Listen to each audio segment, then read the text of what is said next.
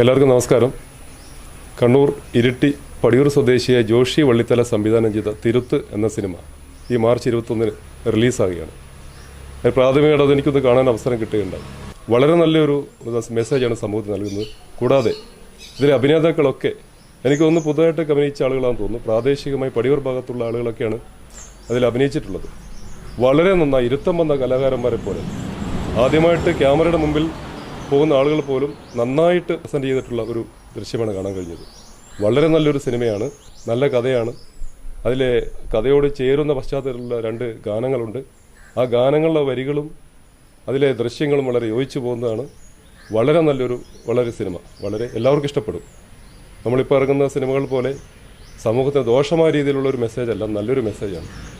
ഈ അവസരത്തിൽ എല്ലാവരും ഇത് കാണണം. മാർച്ച് 21 കുറച്ച് തിയേറ്ററുകൾ ഇത് എത്തുന്നുണ്ടെന്ന് ഞാൻ മനസ്സിലാക്കുന്നു.